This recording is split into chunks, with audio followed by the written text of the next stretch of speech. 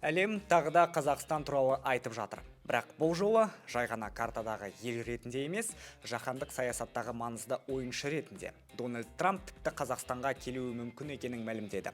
Ол мұны ақш астанасы Вашингтонда Орталық Азия елдері басшылары қатысқан саммит кезінде айтты. Сондай-ақ ақш президенті Қасым-Жомарт Тоқаевты өңірдегі ең ықпалды көшбасшылардың бірі деп атады. Бұл нені білдіреді? Неліктен ақш назарын Қазақстанға бұрды және нақты қандай келісімдерге қол қойылды?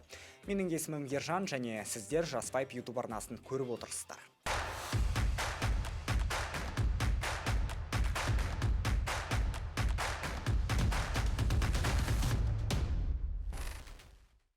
Айдың басты саяси оқиғасы Қасым-Жомарт Тоқаевтың ақш-қа сапары болды.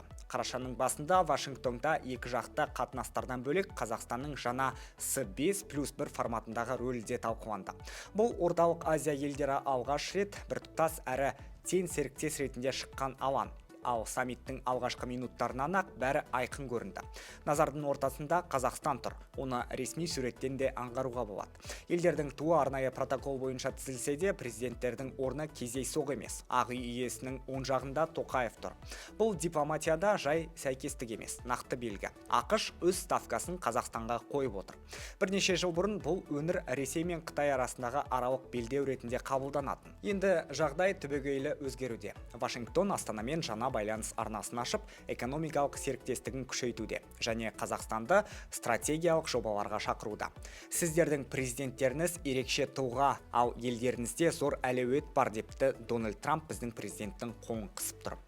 Айтпақшы, қазір әлем мұнай үшін емес, сирек кездесетін металдар, литий, уран, вольфрам сияқты ресурстар үшін күресіп жатыр. Дәл осы тұста Қазақстанның маңызы арта түсуде. Ал әлемдегі ең ірі уран жеткізушілердің қатарында ақш, Қытай мен Ресейге тәуелділікті азайтқысы келеді және сенімді серіктес ретінде Қазақстанды көреді. Сапардың басты нәтижесі америкалық корпорациялармен шамамен 17 миллиард доллар көлемінде келісім шарттарға қол қойылуы. Бұл өнеркәсіп, инфрақұрылым, энергетика және технология салаларын қамтиды. Ең бастысы бұл меморандумдар емес, алдағы жылдары іске қосылатын нақты жобалар. Boeing Air Астана әуе паркін жаңа Dreamliner ұшақтармен жаңартады. John Deere ауыл шаруашылық техникасын шығарып, сервистік хабтар ашады. Starlink пен Beeline спутниктік байланысын іске қосады. Ал бұл болашақта интернет пен мессенджерлер тіпті байланыс жоқ жерде де жұмыс істейді деген сөз. Ал Алатау Ситиде ұшақ такси жобасы қолға алынды.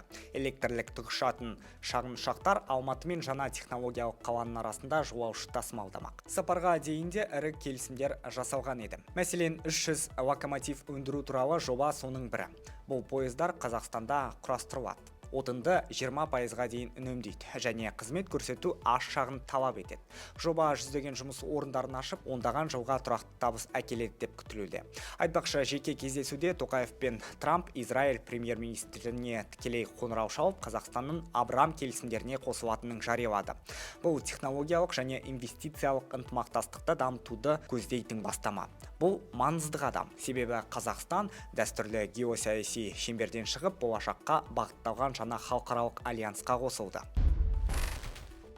Соңғы жылдары Қазақстан мен ақш арасындағы сауда айналымы 2 есеге жуық артты. Ал америкалық инвестициялар 100 миллиард доллардан асты. Елде 600-ден астам америкалық компания жұмыс істейді. Енді әңгіме шикізат туралы емес, технология, инновация және адам капиталы туралы болып отыр.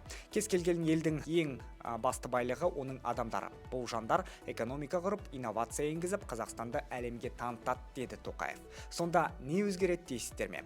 Біріншіден экономика, инвестициялар келеді. Өңірлерде жаңа зауыттар ашылады, заманауи технологиялар енеді. Екіншіден мәртебе. Қазақстан енді базар емес, есептесетін стратегиялық серіктестікке айналады. Қарапайым халық үшін бұл жаңа мамандықтар, дамыған инфрақұрылым, IT және болашақ энергетикасы келеді деген сөз. Ал ел үшін халықаралық аренада бедел мен сенімнің артуы. Әрине, бұл мәселеде Ресей, Қытай және Батыс арасындағы тепе-теңдікті сақтау өте маңызды. Бірақ дәл бұны біздің президентіміз басқаларға қарағанда жақсы түсінеді. Себебі оның басты қағидасы тәуелділіксіз серіктестік құру. Бүгінде Қазақстан әлемдік ойынға қатысып қана қоймай, оның ережесін өзі белгілеп отыр. С5+1 саммиті ақш үшін Орталық Азияны жаңа тартылыс орталық ретінде бекітті, ал Қазақстанды оның көшбасшысы ретінде қабылдады.